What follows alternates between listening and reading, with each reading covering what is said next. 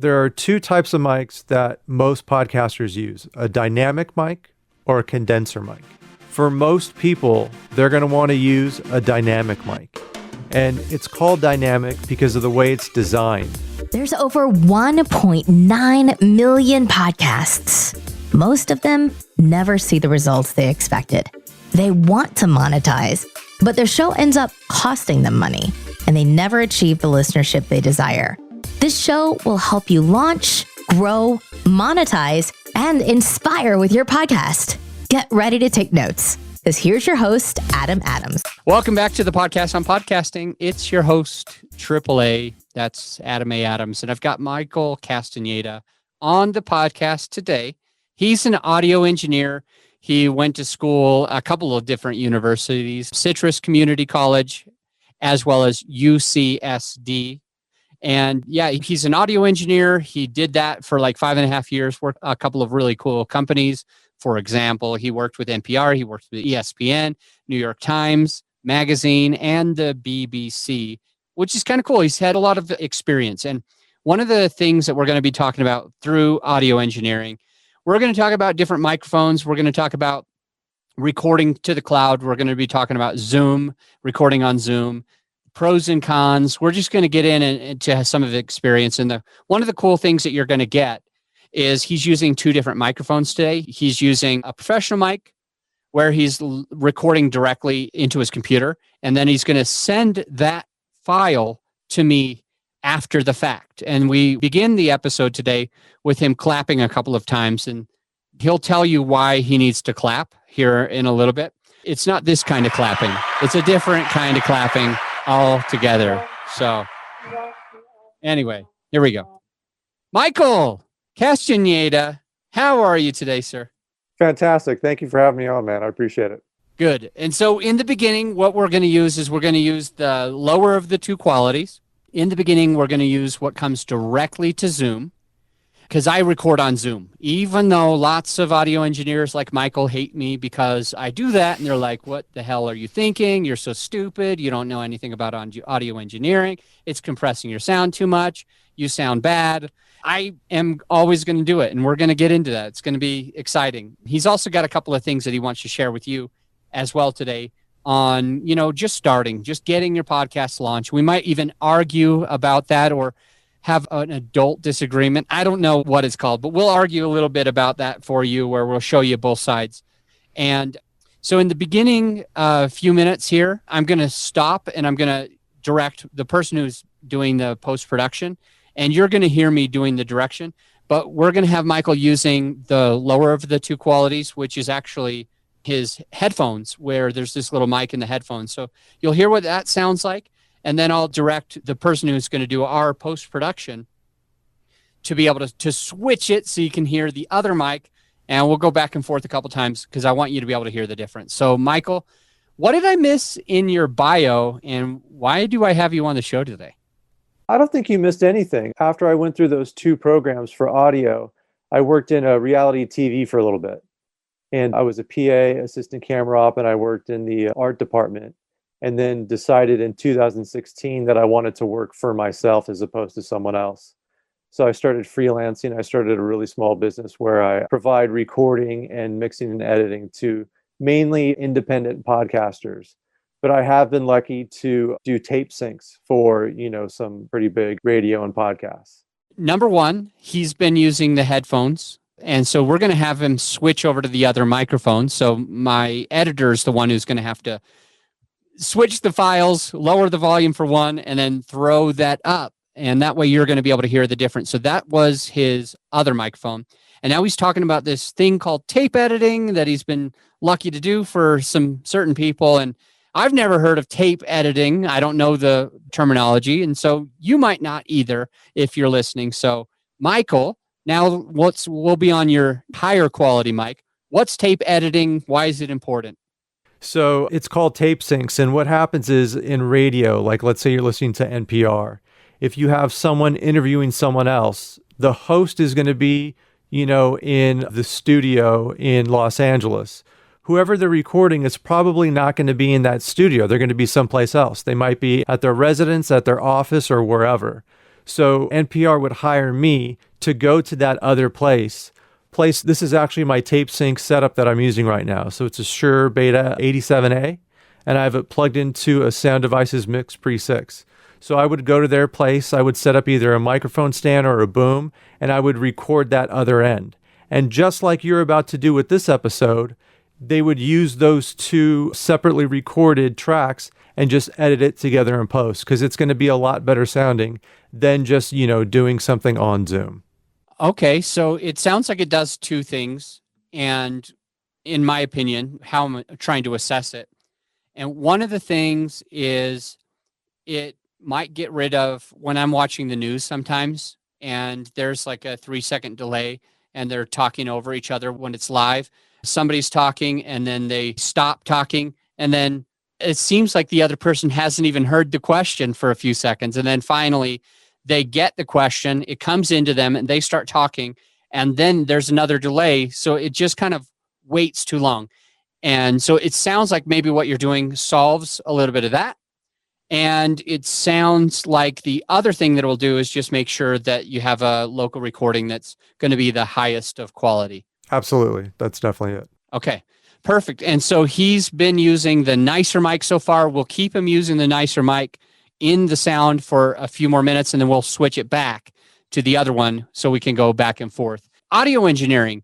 What are a couple of key takeaways that you learned from going to school at UCSD as well as Citrus Community College, learning about audio engineering that you might not have even expected, Michael, before you went to school? Like, you knew that you wanted to be an audio engineer, but like there was a couple of things that you learned. You're like, oh, wow, I didn't know that I was going to learn that. And that's valuable to me. Maybe we could help the listener learn the same thing. So with your nicer mic and nicer quality, tell us a little bit about what, one or two kind of things that stood out to you were. I think probably the biggest thing that's going to be most applicable to podcast makers is it's really nice to have good gear, maybe expensive gear, nice sounding gear, but the room that you record in is probably more important than that.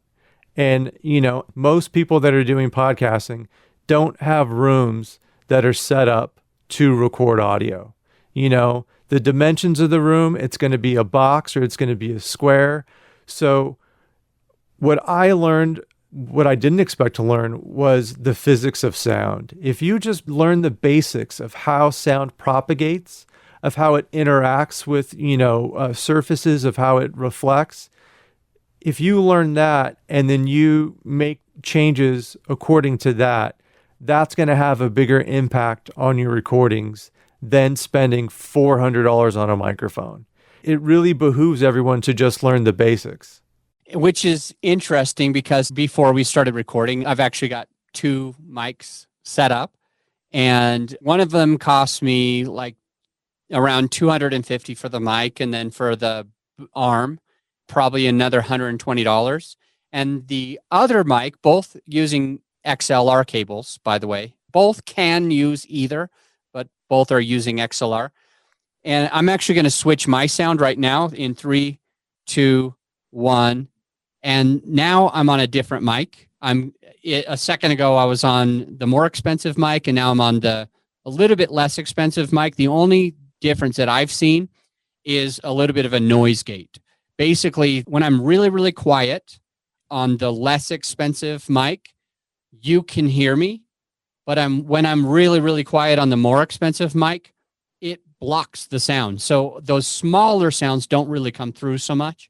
Only when you really get there, that noise gate can open up. You don't want to open up your nose. I'm pretty sure that's bad. So currently on the ATR 2100X, and now I'm switching currently over 3, 2, 1, and now I'm on the Shure M7V, the little baby of SM7, MV7. All right, Michael's been on the nicer mic. We're going to switch you back to the other sound to kind of go through that. And so here we go in 3, 2, 1. And I'm going to ask Michael a new question with your lower quality of the two mics. You mentioned already what sound syncing or noise syncing. What was it called again? Tape syncs. tape syncing. You already mentioned tape syncing, and you already mentioned sharing like a little bit of what you learned that you didn't expect to learn, which was that your environment was at least as important as the microphone that you're using. Correct. Are there any exceptions to that rule, Michael? Are there any exceptions? Well, I mean, sure, there's always exceptions. I think anytime you're dealing with audio and you're asked a question, I think the one answer that you can always give that's going to be right no matter what is, it depends. I mean, there are so many variables in these things. So, there's definitely exceptions to that. If I buy a $20 Radio Shack microphone, is that going to be as good as a $8,000 Neumann? Of course not. Of course it's not. But if you're using a very high-end Neumann in a room with a ton of reflections, it's also going to pick up those reflections. And if you want a really, really isolated sound, you're not going to get it. So that's why oftentimes it kind of makes more sense to really focus on your environment first. All right. So for the listener, we were just using his lower quality sound because we want to make sure that we're delivering good value to our listeners so they can kind of hear the difference. So I'm on my Shure M7V, and Michael was just using, I believe we said the lower quality, right? So let's go to the higher quality sound. I think you got that switched. I think I was on the high, so I think I'm going to go back to the lower quality. Okay, you were just on the high. I think so. We're going to confuse people. We're going to confuse the editor. So here's what we'll do. Regardless of what we were just doing 3 seconds ago. Use the other one. No. Don't just use the other one. I have to make sure I'm going to keep good track. I'm going to start making notes right here. So I'm going to say high quality for this next question, and then we'll go low right after that. So high quality for this next question. You mentioned that there's an $8,000 mic. You mentioned that there's a $20 mic. I personally have many mics. I have a $500 mic, a $250, $90-ish, and $20-ish. It's like $19 or $21. And they all have really good sound, in my opinion. Not specific about the Zoom, by the way.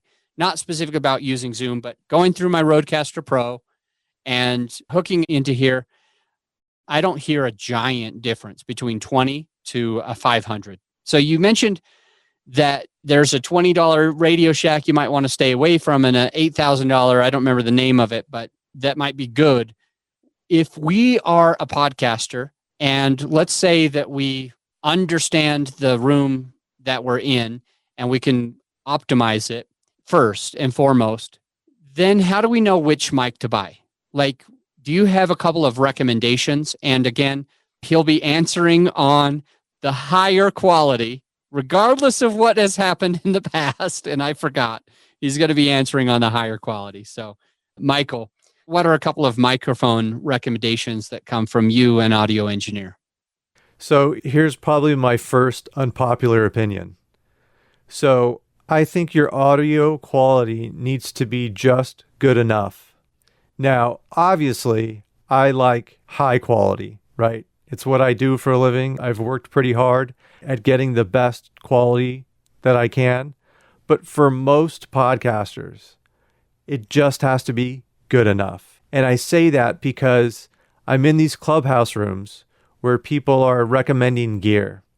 And they're recommending gear that costs a lot of money. And for most podcasters, and most of the I don't know about most, but a lot of the podcasters that I hear in these clubhouse rooms, they're just starting off. I could never recommend someone just starting off spend a lot of money. Okay, what's kind of like the base?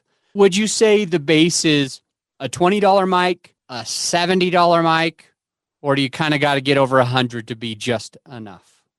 100 would be great, but I've seen some for about 70. But I should say though too, Zoom is something that is just good enough.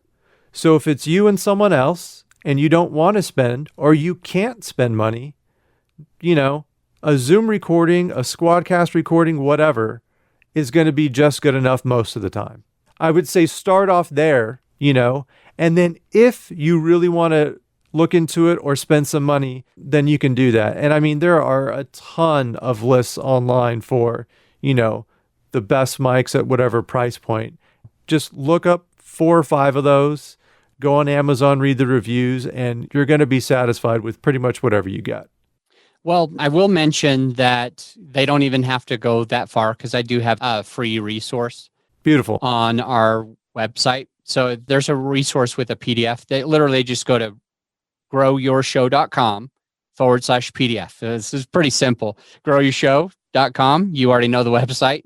But if you go to /PDF, it allows you to be able to download a PDF where we've done all the research. We've used all these different microphones that are on there, the different green screens, the different webcams. And there's like a sign on each one if they're optional or you need one of them. You definitely need a mic. I'm not willing to let you just record straight to your phone or straight to your computer. You definitely need some type of mic. And it goes as low as $20 on there. We've used each and every one of them. But just if you're listening, there is a PDF automatically available for you. There's no charge for it. Michael, I was specifically, and he was replying with high quality. Now we're going to switch back to the lower quality mic for sure. I'm following along now. I'm not making another mistake. I'm not going to get lost in it. I might, but right now I've got my foothold. So we're going to go to the low quality mic for the answer to this next question. He was just saying with a high quality mic, it just needs to be good enough. And so I want to dive a little bit deeper. And he mentioned that, around $70 to $100 is kind of like a starting point for most people.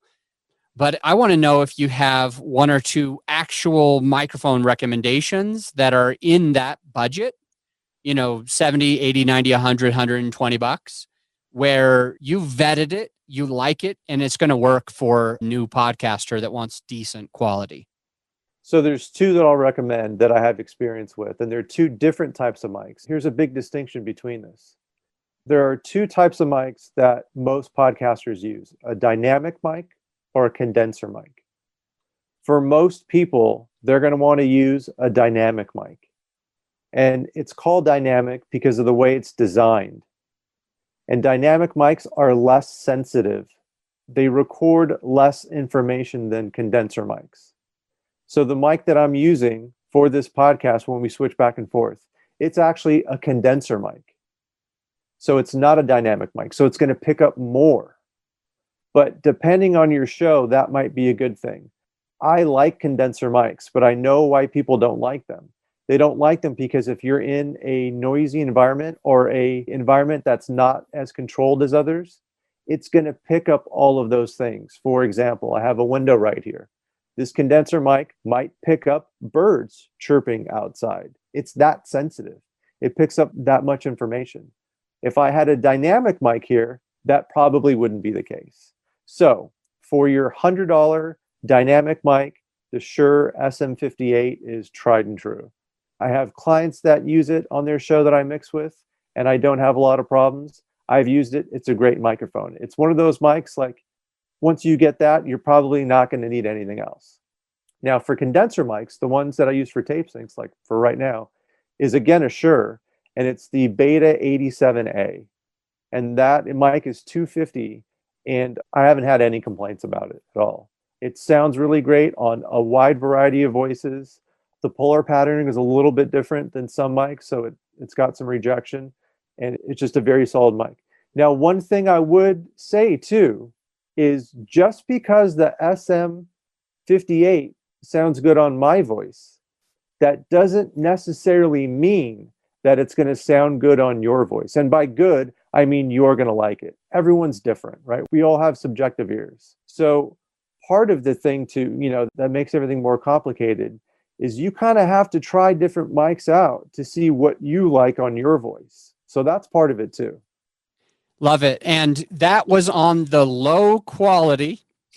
And I think just for ease of my brain power, we're just going to move to the high quality microphone for the rest. Actually, here, we'll have you count down from 10 to 1 on the high quality, then the low, then we'll go back to the high. So let's just hear him say, 10 to 1. And this is going to be like mic check for the high quality for a moment here. Here we go. Go ahead, Michael. 10, 9, 8, 7, 6, 5, 4, 3, 2, 1. All right, now let's go back to the low quality for a second. Do the same thing, or actually just tell us what you had for breakfast on the low quality.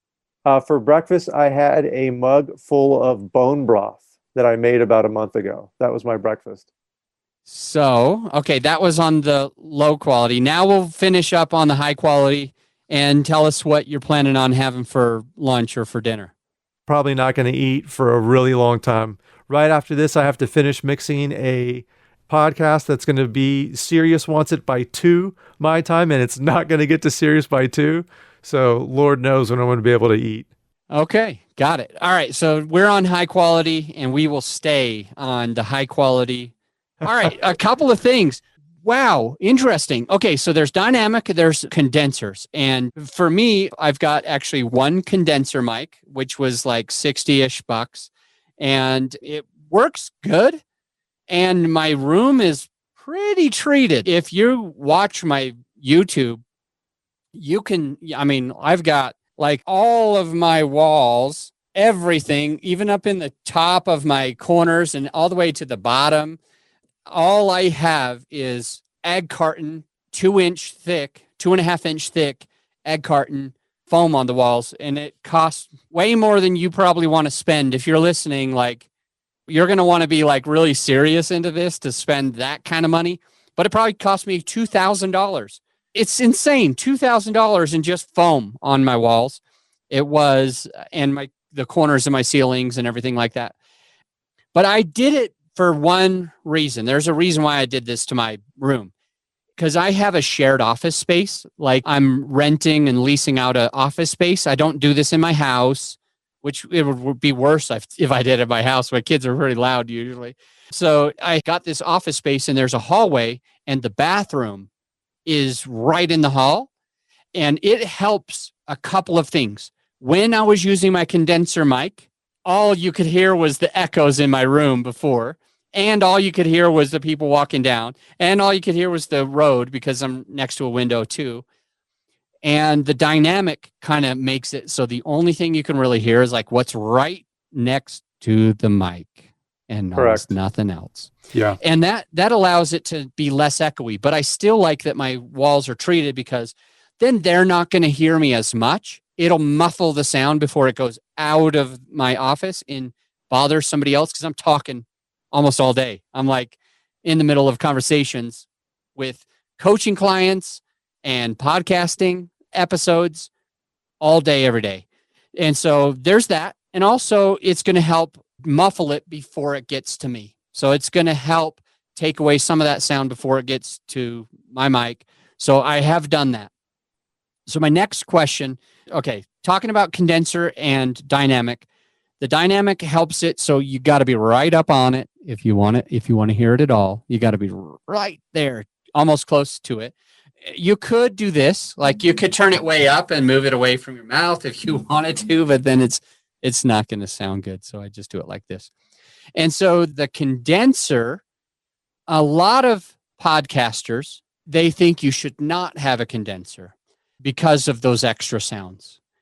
And they say it's more for musicians, but there's a lot of voiceover artists that have both. They have the Shure SM7B, which is like a $500, $400 mic, plus you need other equipment to make it work. Sometimes a cloud lifter, and additionally some type of interface to even make it work. So you're looking at spending $1,000 or so if you want that mic.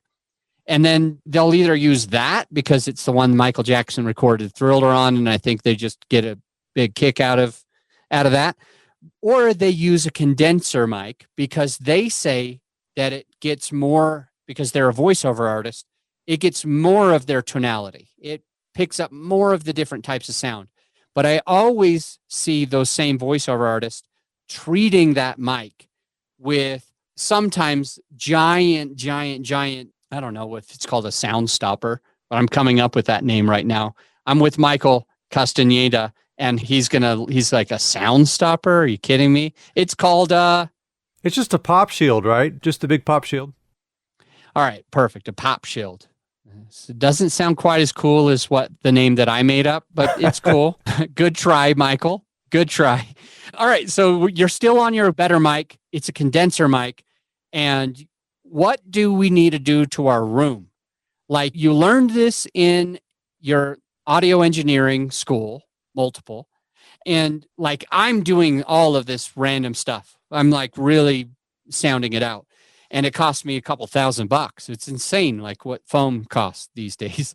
But Michael, what are you thinking that we should do? Because the room that I'm seeing you record in, I don't see those on your walls, and you're still using a condenser mic. So like, what exactly we need to do when we're a new podcaster and we want to have good enough sound quality, and we want to treat the room before we spend $8,000 on a microphone or $400 on a microphone, for example. What do we need to do? What are the key points for a new podcaster to think about for the room that they're in? So 2 things. So anytime someone talks about soundproofing a room, that term or that phrase is the wrong phrase to use.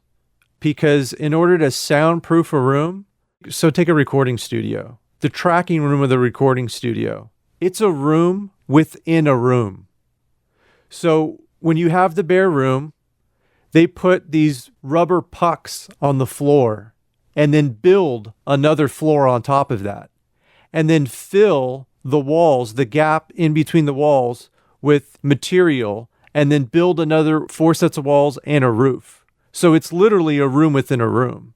That's how they get the soundproofing. Someone in your home or in your office, you're not going to be able to soundproof that. So what you can do is you can treat it. I say all that because I want people to be clear on what it is that they're going for or how they talk about it. So the easiest ways to treat a room is to cut down any reflections or to cut down any outside noise coming in. I'm right by a window.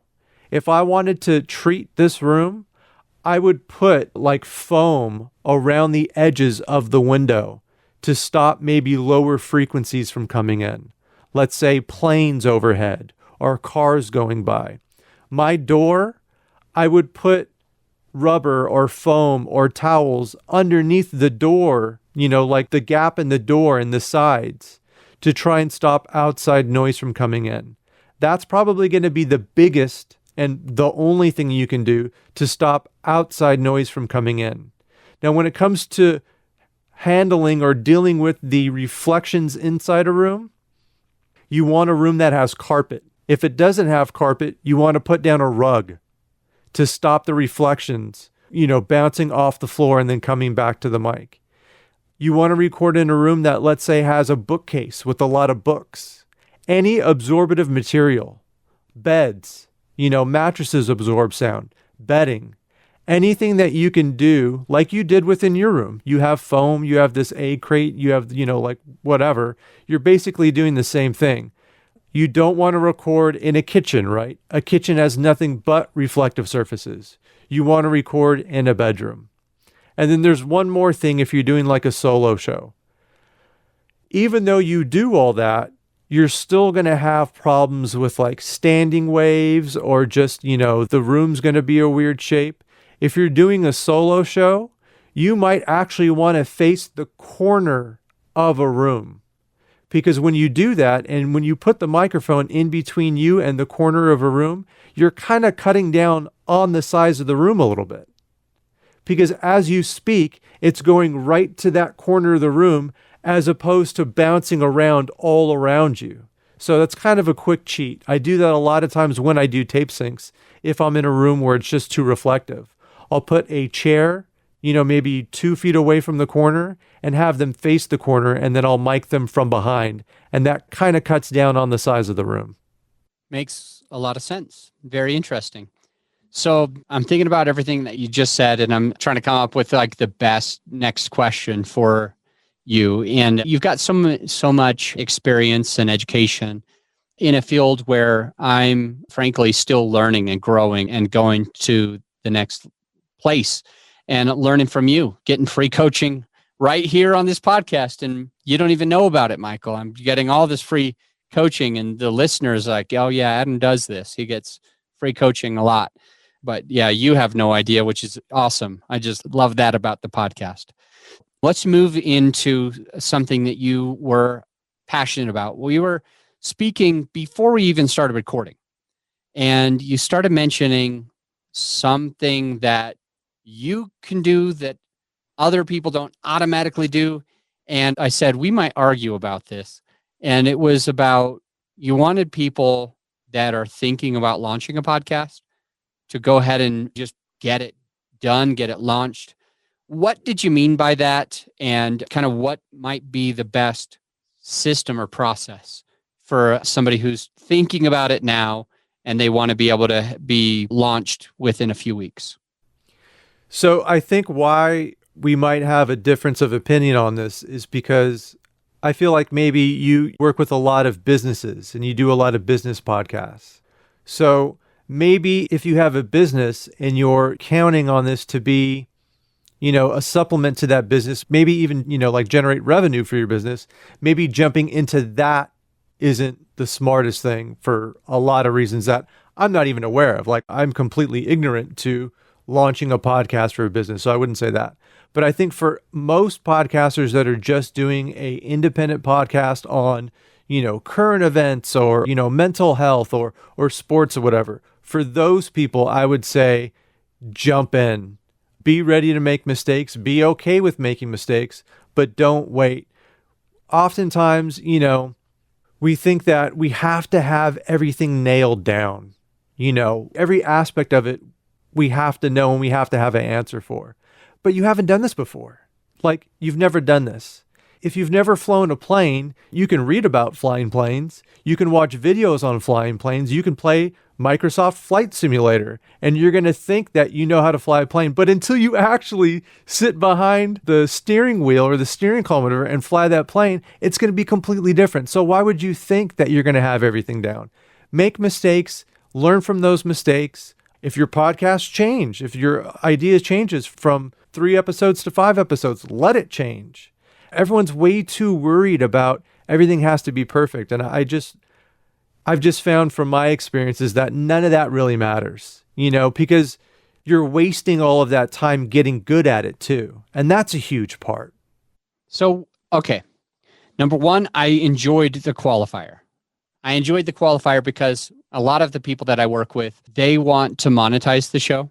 And right. My feeling and what I've seen in practice is that if you spend some time going ready, aim, fire, like spend some extra time really identifying the perfect listener, what they're worried about, how you can solve those problems, how you can be the best at solving those problems, when you can look at making sure that your branding is on point. For example, we go a little bit extra overboard on thinking about color psychology, shape psychology, different shapes that you might use in the logo, in the look and feel of the branding, and fonts as well. Like some ages, younger ages, even there's different fonts for different cultures, different races, different genders in many cases, which we want to really think of what fonts are going to attract my person. Is it going to be this one that attracts a lot of, what's the word for it, millennials? Is it going to be this one that's Gen Z? Is it going to be this one that's getting all the baby boomers? Like, who's your avatar? Who are you trying to get in front of? What colors do they like? What colors are they attracted to? What shapes are going to make them want to get in there? So we try to dive pretty deep. And I think you're right, Michael. If you are just wanting to have a podcast to kind of just get your thoughts out of yourself, then it won't really matter to go into that depth. But if you're thinking, how am I going to monetize? How am I going to get a sponsor to pay me? How am I going to have my own coaching clients coming from this podcast? How am I going to sell consulting for my attorney practice, my law firm? How am I going to, all these other examples, what am I going to need to do that? You should think about, begin with the end in mind, like Stephen Covey thinks of, like identify what's going to happen and then make it so. Like, for example, cuss words. If depending on who you want as your sponsor, you might not want to cuss at all, right? Or you might want to cuss more. You might want to keep that adult language, that explicit language in the show, in order to attract the right person or to repel the wrong person. So it's really, you've really got to focus on those things if you're doing it for finances. So I'm just really glad that you spent the time going through that, because I was like, on my side, you always have to do it right? But I get that. I understand that. And but like I would say, even if you I'm not advocating that you rush into it. I'm not saying that. I'm not saying just, make decisions blindly. But even if you do, make a lot of, let's say, bad choices and things don't work out, you can still turn it around. I mean, I've worked on shows that started out one way and ended up doing something completely different, and then they got what they wanted. But I'm advocating, I think most for, that a lot of people wait to get all of this stuff in order and they waste time. The experience that you get doing what we're doing right now cannot be replicated. So I would rather them get that experience and get better. And then when they do shift, or maybe they just can that and then start a new one with all of that knowledge, and start off better, then, that's just going to be better for everyone. Awesome. Let's jump in here. Let's finalize today's episode finish with a bit of a bang. What other advice do you have for a podcaster, regardless if it has anything to do with audio engineering or just starting? What other advice do you have for a brand new podcaster? There is a lot of people that are listening right now and they're thinking to themselves, man, I'm not sure how to do this. I don't have this. What are the next steps? What advice would you have for that person? The biggest thing is getting over that fear of first doing it, right? I mean, that holds so many people back. I hear so many people for 2 years I've thought about doing a podcast. 2 years you've thought about doing it and haven't done it yet. I mean, the second you do it, most people are going to be like, oh, that's it? Why did I wait so long? So that's number one. The second thing is, don't be afraid to experiment. I talked about using 2 microphones and they were both Shures. Shure isn't the only manufacturer of microphones. There are hundreds. Find some brand and try a different brand. People talk about, how long should my intro be? My intro music. I don't know. Try it one episode, 30 seconds. Try it another episode, 5 seconds. Don't be scared to experiment on your show and, do different things.